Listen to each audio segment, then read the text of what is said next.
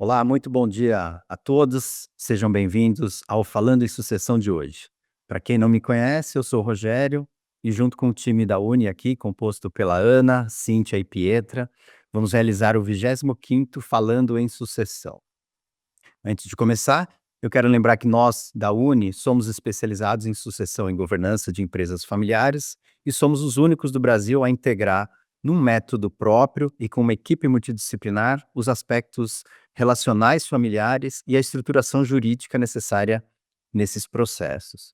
Nós já atendemos mais de 300 famílias e temos uma vida acadêmica bastante intensa.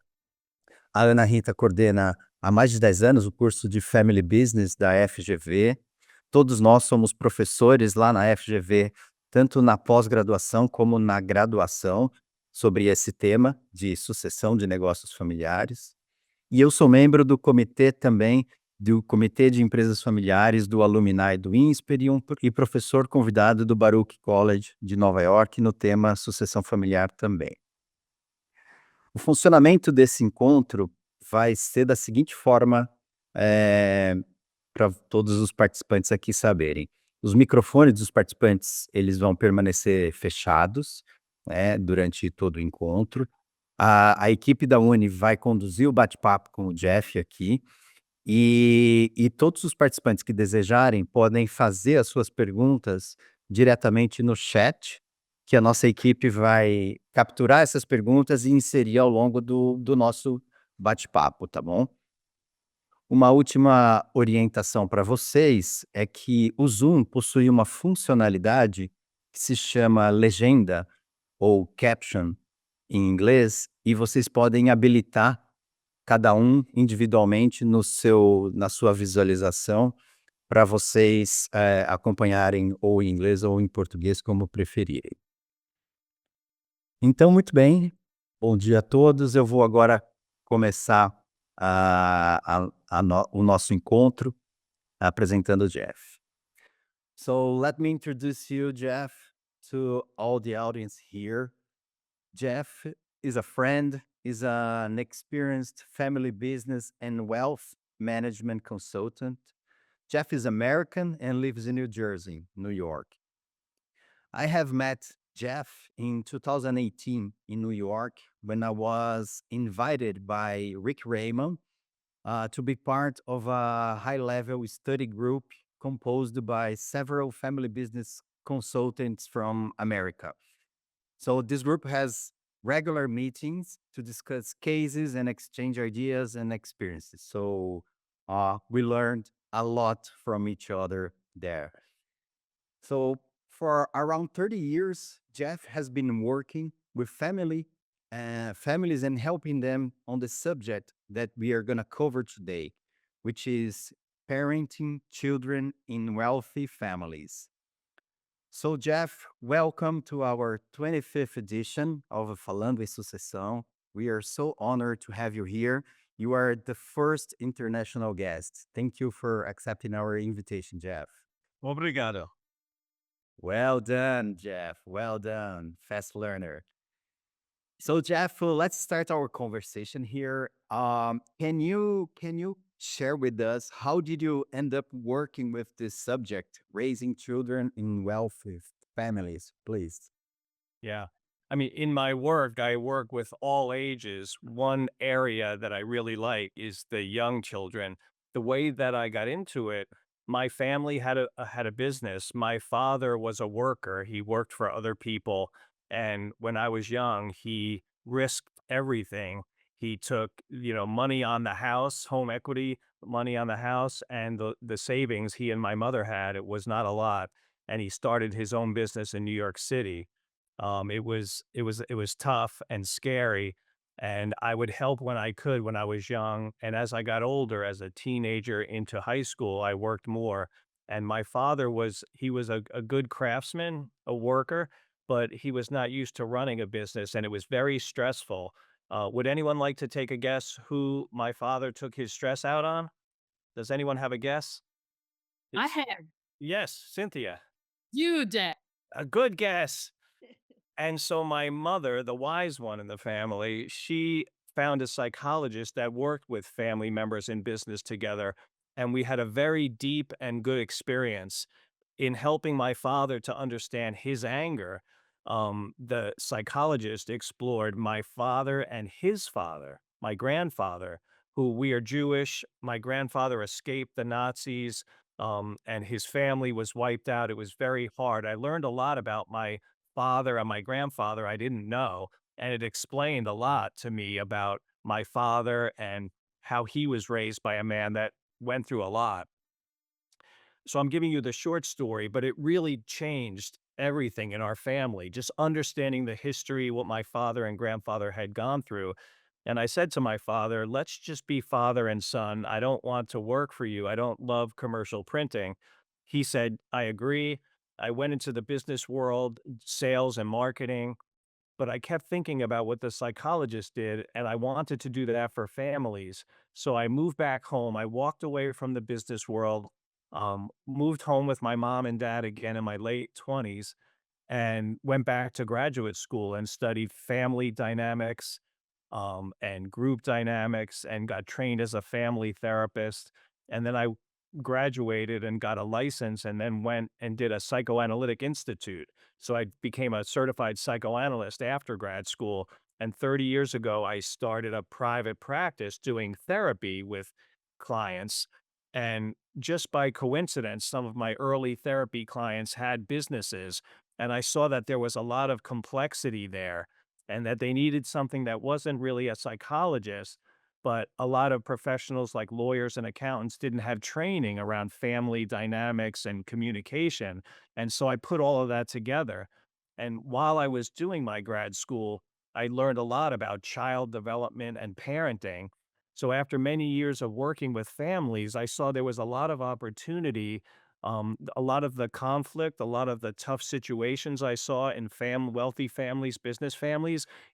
I saw that it came back to missed opportunities when children were very young. They didn't do the right things, the really good, powerful things when children were 2, 3, 4 years old, and they paid the price when children were 30 or 40 or 70 years old.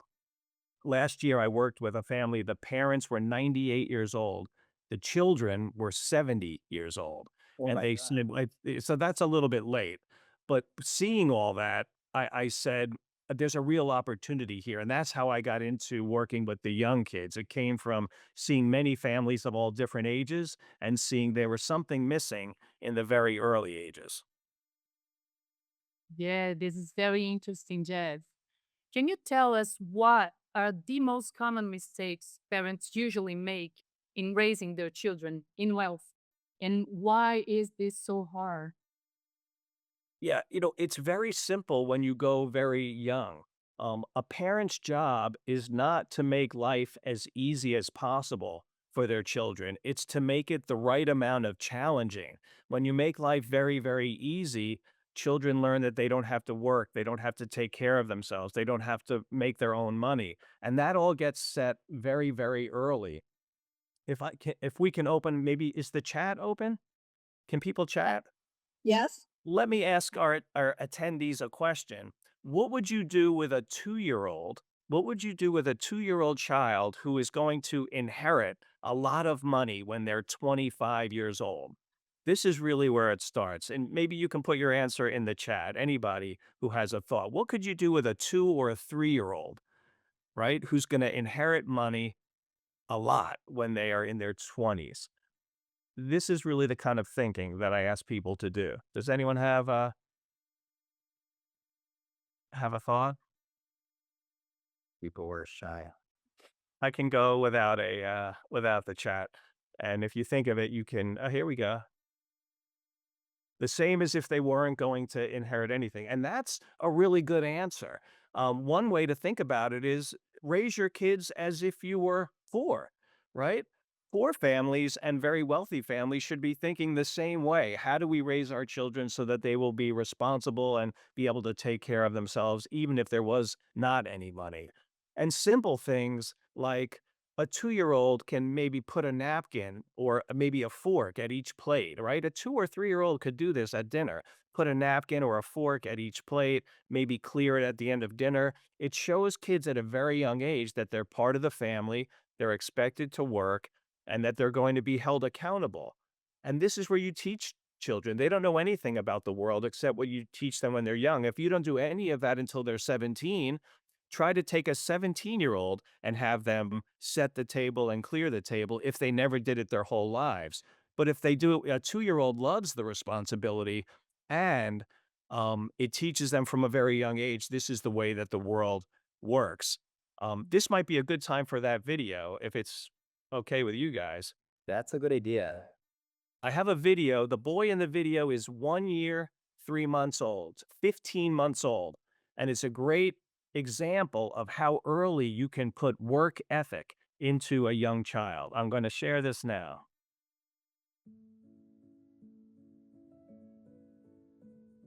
The very little guy, and he wants to help. The bottle is almost as big as him, but he takes it. Mom is in the truck. He's doing it all on his own. And he gets through the door, looks back to check with mom. Everything's still okay. She's there. And he lifts it. And he doesn't just put it up. Watch. He puts it up and he pushes it into the right place, right? He's doing a very good job. Now look what he does here. Is this what every parent wants? A child who will double their workload.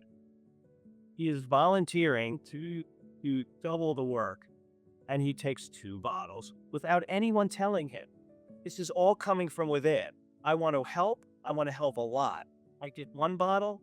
Now I'm going to do 2 bottles. He can't even talk. He can barely walk, but he can work, and he's enjoying it. And it doesn't always go smooth. Sometimes you need some help, and he almost gets it, but he can't. But does he get frustrated? Does he throw a temper tantrum? Is he screaming and punching the floor? No, he's just going to keep trying. We call it resilience, right? Or grit. Some kids would scream and cry when they can't get the second one. He tried, and now the mother helps him. And there is a time to help your child, and this is the right time. After he tries and tries himself. What an amazing video. Great video, yeah. And talking about time, like you said, Jeff, how early should we begin to talk about money at home with the children? Do you have a specific age? I think if you do the right things before children understand what money is, like this boy, he doesn't have language. He doesn't even understand what money is. If you do the right things before they understand what money is, have them help and do chores around the house and help along with mom and dad, whatever mom and dad are doing. The mom was in the truck, he was next to her. They're doing it together, not by himself. If you do those things, as soon as children start to understand what money is and they have the language, you can start to have chores that they don't get paid for, and maybe things around the house where they can get paid. I think both are important. Things that you do because you're a member of the family, and so you do this for free, but we also give you a chance to make money so that you can learn what it is. You could start to do this depending on the child, 3, 4, 5 years old. They make banks, little banks where you can put the money in, and they have banks that are share and save and spend. At a very young age, you can teach a child that some of the money you're making doing your chores goes into the share, and talk about what it means to share money. And even little kids can understand there are people that don't have enough to eat. We can help them with our money, give them food, or there are animals that are going to be killed if they don't have an owner. We can give money to a shelter that helps keep these animals alive until they can be adopted. Or grandma had grandma was very sick and grandma died. She had cancer. We could give money to scientists who try to cure cancer. You can start to teach them about problems in the world and how they can share some of their money to make it better. That's the share. The save is where you put money for the future so that one day when you need it, you'll have it. And then there's spend, all in the same bank. And the spend is when you want something, you have to save to save up until you have the right amount. And you can teach them what the amount is for the toy that they want or for the ball that they want. You can help them say, okay, this ball that you want is $5. You make $1 every week. You can show them on a calendar 5 weeks, show them what that is. You saved $1 in your saving. You can have this ball on this day. And every day you check off on the calendar, the days go by. Every Friday you put your dollar in, and they can see that eventually on this day, I'm going to put an X and I'm going to buy the ball with the money that I made. That's how young it can start. And just still talking about time, we've heard that sometimes you work with couples without kids. Is that true? Yes, that's early, right? Before you have any kids. Yeah. What do you do with a couple who has no kids, but they want to have kids? And maybe there's a successful business or there's inherited wealth going from one generation to the next. I work with them around what are their values about life? What's important about life? How do they feel about money? Did they both grow up poor or wealthy or in between? Or maybe one was poor and one was wealthy. I was just working with a couple, very famous. You would probably know the husband from the movies, and he was very poor, and the wife grew up very wealthy. Well, now he went from poor to very wealthy from the movies, and he is very conservative. He always feels like he could lose it, and she is spending it so fast that they're going to run out. The accountant in America referred me to them because they're going to run out of money and they don't understand it. So with them, I help them look at the different backgrounds that they grow up in and how it's leading them to make choices now, and they're not coordinating. So with a couple before kids, you talk about money and materialism. How do you feel about buying a lot of things or a few things? An expensive car or a simple car? A big house or a small house? And are you putting your heads together so that you can give a good message together, the same message to the kids about what's important? Some of these families, I will say to them, where do you want to live? There are some towns or cities where people are very wealthy, but they ride bicycles and have simple cars. And then there are towns or cities where people are very wealthy and have big houses and very expensive cars. Just the town you live in. I don't know if it's like this in Brazil. In America, we have these different types of towns, and you can choose, do we want to live in a town where people have money, but they live a simple life, or where they buy a lot of things and it's showy? These are all things you can think about before you even have children. That was really insightful, Jeff. Thanks for sharing. And it makes me wonder, what are the best ways to instill in our children gratitude and social responsibility?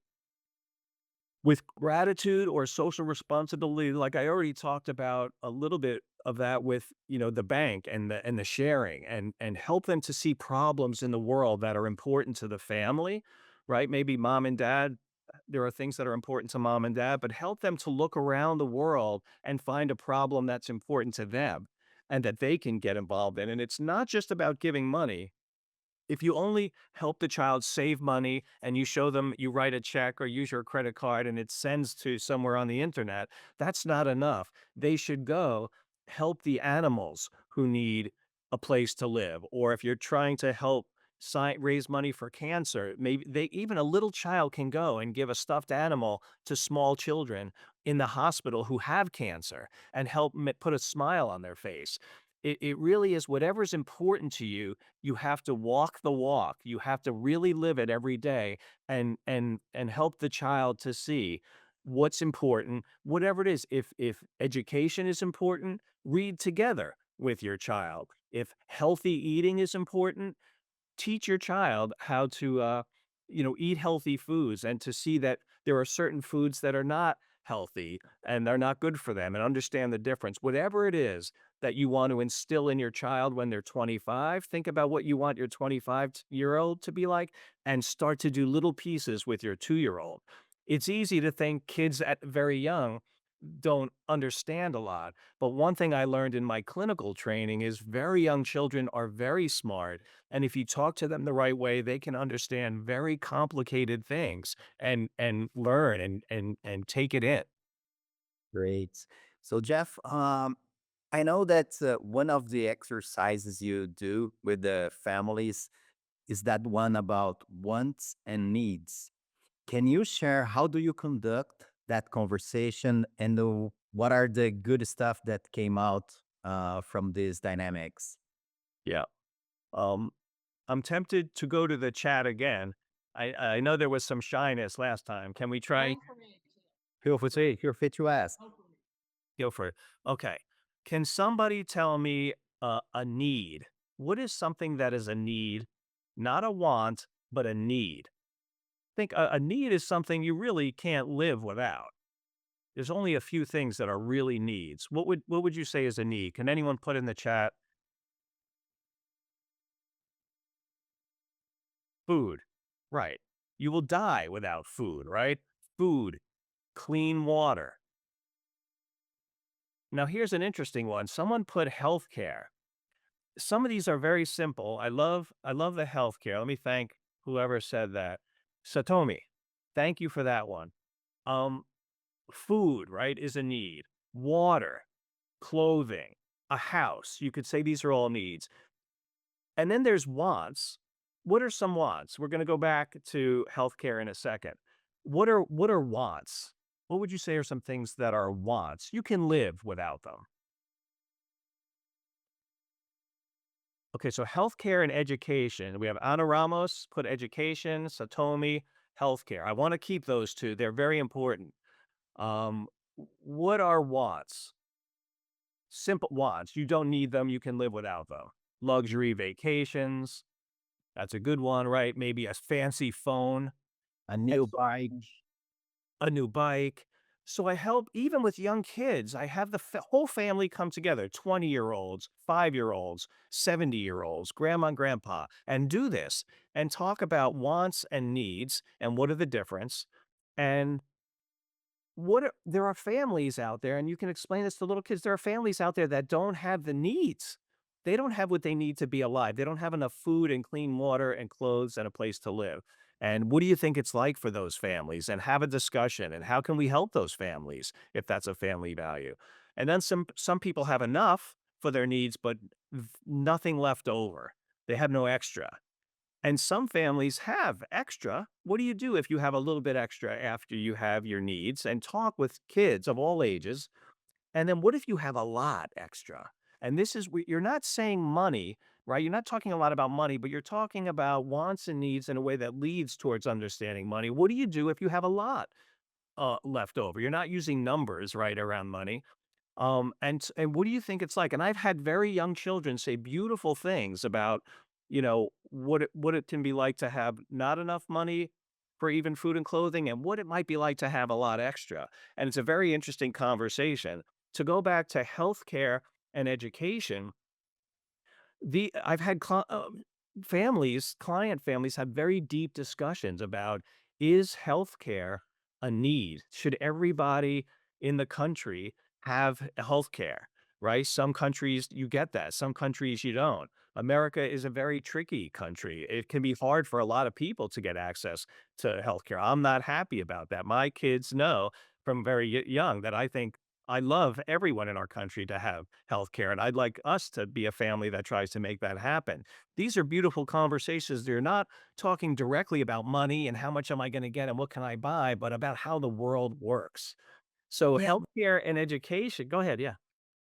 yeah, no, this conversation is really important, Jeff. So we need to have open conversations in family about money and how we can do this kind of conversation. Could you share some kind of examples or practical examples? Yeah, I mean, it's really the things that I'm talking about are the ways in, um, to talk about money more directly. Um, if you do the right things when they're little, before they understand it, and then you do the save and the share and the spend as they get older. I'm a big fan of work. Not all families believe in work. Maybe they want their child to go to school and go to university and play sports and not work. Some families believe this and they do a good job. My opinion, I believe that work is very important to make your own money. I think it's a good experience. I'm not saying you're wrong if you don't make your kids work and they do well in school and they play sports and they're involved in a lot of things. But I think it's a really great thing that I would never give up. And I had my kids work when they were 12. It's against the law in my where I live for kids to work that young. But there was a sushi place that we went since they were little, and they loved my boys growing up, and they paid them cash to do work, and it was very powerful. They were working with men from the Philippines who were 40, 50 years old, just trying to make enough to send some home so their families could have the needs, right? Food, clothing, and shelter. And my boys saw how hard it could be, and they really got a sense of the value. So your question, Anna, about money, it's step by step as you go. And as they get older, if you did the right things when they were little, my boys loved to work and they liked making the money and they learned to save it and they learned when to spend it and how to share it. And it just keeps going as you get older. And then, did I answer your question, or were you thinking something else, Anna? Yeah, it's exactly this. Yeah, yeah, Jeff, yeah. sorry. No. Yes, Jeff, one of the most challenging situations that parents often face in their families is the how to deal with the perception of justice among brothers and sisters. What insights can you offer on this? Yeah, some of the hardest things I see is like the conflict between the siblings, the brothers and the sisters, and it's a hard one. I think it starts by being involved when, again, my answer is the same a lot. What you do when children are very young sets the foundation for everything. If you see the children fighting when they're little, it's the parent's job when they're little to step in and teach them to share and teach them how to talk to each other so that they can work out the argument. Not to just stop it, but to teach them about what's going on, how to share one toy that you both want, how to have a conversation, how to deal with angry feelings. If you do all those things in the early stages, they learn skills to deal with it as they get older. Again, a lot of people don't know the right way to do this or don't have that kind of training. So often, very often, the siblings in their 20s and 30s or even in their 70s, I mean, I see this all the time, still have never learned those things, and they can still learn them. But I think having open conversations, especially when it comes to a business, right? When you have conflict in a family business, a lot of that comes from everyone who's born in the family comes into the business. You were born in our family, you get to be in the business, but not everybody is good at it. So when you talk about, justice and fairness, and there's a business, I like to say, who gets into the business?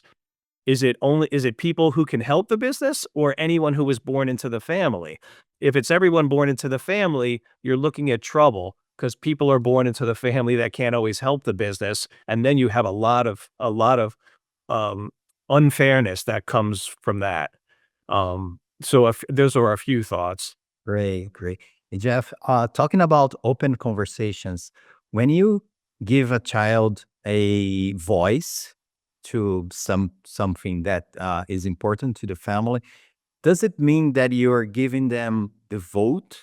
The how do you deal with that? How do you advise the parents?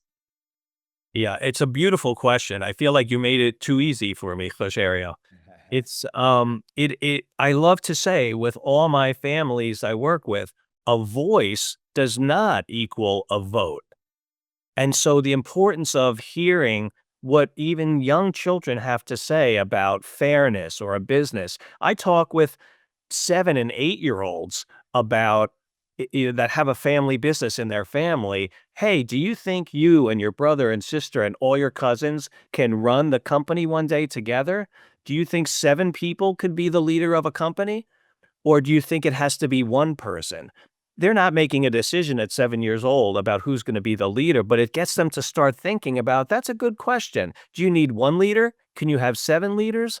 How could that be hard? And 7 and 8-year-olds have really good things to say about how 8 leaders could be difficult.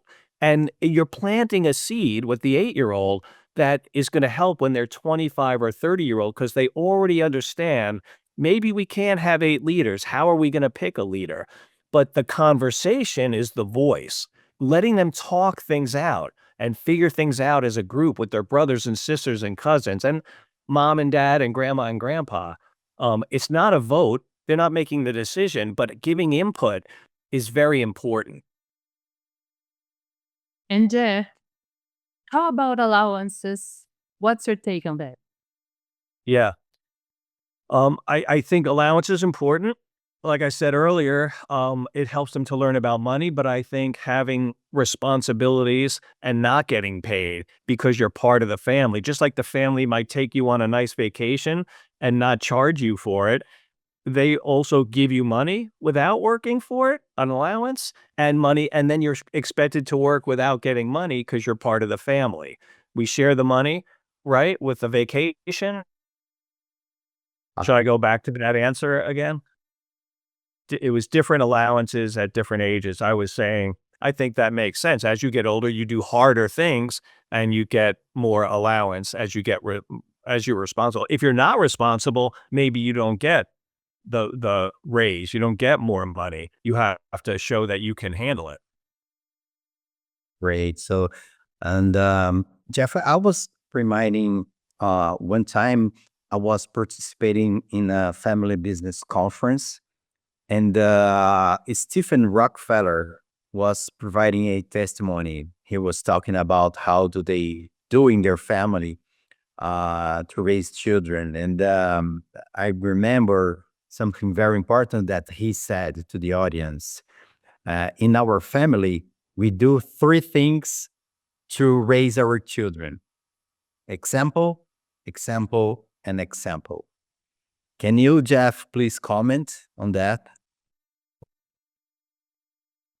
Yeah, you're making it too easy for me. You're putting the answer right out there. The voice and the vote and the example, example, example. It's walk. We call it walk the walk, right? Behave, act the way that you want your kids to act.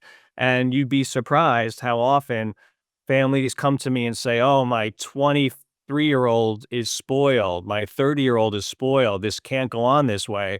Well, how did it get this way, right? How did they learn that the money keeps coming and that they could live in Miami in a penthouse and not have a job?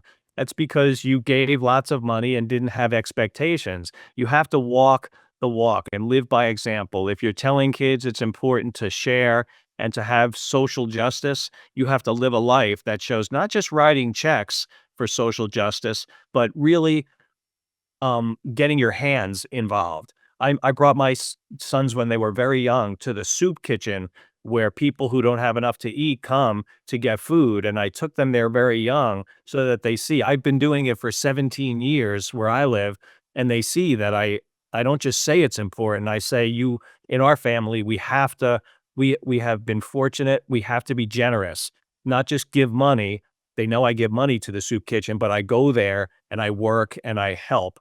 And the more that you show them what is important by acting that way, there's an attorney I know, and very wealthy families go to him and say, "Oh, my kids are spoiled. Can you come up with a trust? Can you write up the right paperwork because my kids are so spoiled?" And he actually says to many families, "I can't do on paper what you couldn't do in 25 years as a parent." Yeah. That's pretty rough, but it's true. Yeah, yeah. We have a question here, Jeff, from the chat from Mario Humbert, one of our attendees and a really good friend. And he's thanking you. He's thanking you for your insights. And with the question, how to reach the kids to be proud of what their parents, family achieved, and to be humble at the same time. Yeah, that's great. You don't want to be secretive about wealth and business and money. You want them to be proud, but also humble. And one of the things I like to do, again, starting when kids are very young, I'm doing this with a big family in Texas, very wealthy family in a couple of months. We do a family tree with photographs. We get photographs printed out, not on the phone, but print them out and put a family tree on a wall when the family's having a family meeting. and even the youngest kids of any age can come. And so the child's picture is there, and then mom and dad's picture, and then grandma and grandpa, and the brothers and sisters and cousins, and it's a big wall. And I'll say, okay, everybody, no matter what age, go give a high five to your picture. Go touch your mom and dad. Go touch your grandma and grandpa. And then I'll ask even the little kids, do you know where your grandparents came from? Were they born in this country? Did they come from another country? Was it hard for them to get to your country from somewhere else? Did they go through war or other things? And it brings up a lot of stories. It's not talking about money, but it's letting them understand the family. And then as we go through this, there's a lot of pride that comes from it. There are researchers, their names are Duke and Fivish, and they did research on 20 questions, it's called. You can Google this, it's very interesting. And they found these only 20 questions. They were things like, do you know where your mother and father met? Do you know where your grandparents came from? A different country, the same country. 20 questions. The more of these questions that a child can answer, the healthier they are, the happier they are, the more resilience they have. They can handle tough times better based on these 20 questions. And it all comes from understanding your family and your history. So to the question that was asked, to Mario's question, these are the things, teaching them about the family, telling them stories, the importance of stories and of what the family went through to create what has been created. And at first, it doesn't have to have a lot to do with money, but then you can tell the story of someone who started the business. And all the families I work with, even if the business is very, very big, it started one day very small. Maybe grandpa had a truck and a shovel, or maybe grandma was baking cookies and everybody loved them. And you can tell these stories to kids so that they understand where the money came from without even talking about money. Yeah. We have another one, Jeff, Yeah. by Thomas. He's facing a situation where the parents don't want to talk about numbers, amount of money with their children. It is not a children. It's not a child. It's a 23-year-old, a young adult, and he's asking how you can handle this situation when parents won't talk about money. Yeah.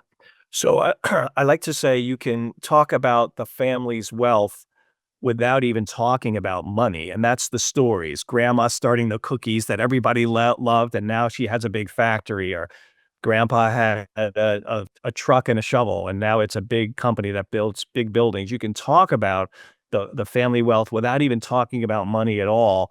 Then you can talk about the money. It's step by step. Then you can talk about the money without using numbers. You know, grandma's cookies got so popular that she had to get a big factory to make them, and they sell all over the country. Even other countries buy grandma's cookies. We get money from that. Grandma got money, and then mom and dad, you're going to get money from those cookies. It's very important that you learn how to be responsible with money. Your cousins are also going to get some of that money too, and all of you need to learn how to handle money, how to be humble and appreciative, how to use the money to make the world a better place. It's step by step, from the very little ones that we talked about earlier, the little boy and the bottles, all the way up as they get older. You just keep adding to it. Did I answer that question for the person who asked it? If there's a follow-up, or if I answered it. Can you answer, Thomas? If Jeff, I think so. Meanwhile, we had Paola Vulcano with her testimony. Hi guys, I'm working now, so I can open the microphone. But I had a very good money education when I was young. My dad and my mom teach me about how I can buy my own toys. How great. So in my birthday, I got money, and my dad went with me at the toy store. So I learned about the power of the money and how difficult it is to buy a thing, or how I can save money to buy something specific. This is perfect, right, Jeff? Perfect. It's perfect. And it's not easy, right? Do you want to be a friend to your child, or do you want to be a parent? When they're older, you can be both. But when they're growing up, a parent and being a teacher is important. My wife and I'll tell you something we did. My wife's a psychologist, so our kids, they never had a chance with parents that are both psychologists, right? We were we were bound to ruin them in some crazy way. But when they were old enough to want a smartphone, we told them you have to save your money, which they had from allowance and birthday, and you have to buy the phone and you have to pay for the data plan. That's the way it worked back then. And they were upset, especially the older one who went through it at first, but he bought his phone, he paid for the data, and he learned how hard it is to make money and how easily it can go. And then after he got the smartphone, he said, this is when they still had the flip phone. He said, I don't think I need the smartphone. The flip phone was fine and I didn't have to spend $500. That's a good lesson. But if you just give the kid the phone, they don't get that lesson. So I love the comment. Was that Paula? Yeah. Yeah, that was beautiful. It's very simple. The younger you go, the easier it is. But if you don't do the simple, easy things in the young ages and then the little bit older ages, and then you wait until older, it's hard to turn that around. Oh, Jeff, I was going back to the first speech of you, when you talked about your experience in your family with your parents and so on. I was wondering, if do you have brothers and sisters? I have an older sister and a younger sister. And how do they understand this kind of thing? Because you have came up with good results and you put this in practice, but how does your brother and sister deal with that challenge at that time? Okay, yeah. So two sisters, older and younger, both sisters. We overall I think humble, and we all work hard, and we all are savers. We all live beneath our means. Like we have simple cars and simple houses and live a simple life. We like to save. And some of our best memories, like when we get together as a family, some of our best memories were before my dad's business grew. They were going to like a really a bad hotel, right, in the middle of nowhere and playing in a pool with, this was like in Vermont and Maine. We would play in a pool with people from Canada who spoke French, and we didn't understand French. They didn't understand English, but we played with them. We were all in one room, squished into beds. Maybe we went to McDonald's and we had one big soda that we shared, and we each got a hamburger, and it was beautiful. It was beautiful, right? And so when life can be that simple and be beautiful, the money it's extra. It doesn't take over. And not that money is bad. We've all done well in certain ways, but I think to answer your question, we all have a sense of appreciating the little things, and that comes from the way our parents lived, and we could have fun as a family anywhere. These memories we have are very simple. So I can imagine that your father and your mother are very proud of their kids, right? I hope so. I hope so. Try our best. All right, Jeff, we are coming to the end of our conversation, but I want to give you the opportunity to uh, give you last advices or key points that you would like to highlight here, because every parent asks us about: is there any recipe? Is there a exactly solution that fits all? So what do you have to say? Yeah, I made some notes about this, and I think we hit on all of them. So it's a little of a repeat, but walk the walk. If you think about the kind of child you want to have when they grow up, and live your life that way. Define your values. Really think about what's important. If it's education, are you reading with your kids? If it's having a healthy lifestyle, do you cook and eat healthy foods and teach your kids to eat them? Whatever's important to you. If it's social justice, are you just writing a check? Or are you also going and doing things in the world that your kids can see and your kids can help out? That's part of walking the walk. Telling stories about the family. Like I told you about the research of Duke and Five-ish and 20 questions. This stuff is very powerful. So when kids are young, all the way up, tell real stories. And not just about the good things that happen in the family, but it's very important, the research says, to also show the tough times the family went through. And challenge kids in fun ways. The little boy in the video, he's having fun. And I have two other videos, a little girl driving a truck on a farm, a little girl, and another little girl cooking in a little kid's kitchen, cooking a whole meal. There's smiles on their face. This is not torture for a little kid. Giving them real responsibility makes them happy and also gets them a work ethic. There's no losing.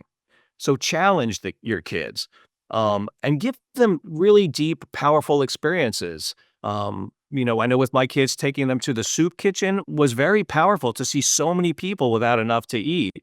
And even when we take a very nice vacation, which is wonderful and something to be proud of and happy with, but to still appreciate wherever we go on vacation that's beautiful, there's almost always someplace really poor nearby. And so we go to those places too, and we spend money and we buy things from people to help them as a way of saying thank you for sharing your country with us. So give them powerful experiences. Um, and just at a very young age, give them real responsibilities. Kids can do a lot more than we think they can, and they enjoy it. This is not a bad thing. Kids are happy when they get to do what big people do, whether it's, a dishwasher or taking a shovel and shoveling the snow, which we have a lot of here where I live. They enjoy this. So give them real responsibilities from a young age, and they'll learn to enjoy work and be proud of it. Great. So I hope this conversation is inspiring many parents that are here in our audience. Uh, you have, Jeff, a tremendous experience. I'm pretty sure the audience learned from you. Um, Thank you. we are going to share your contact information here in the chat. And I'll also would like to remind you that this edition has been recorded, and soon it will be available in our YouTube channel and also in our Spotify podcast, Falando em Sucessão.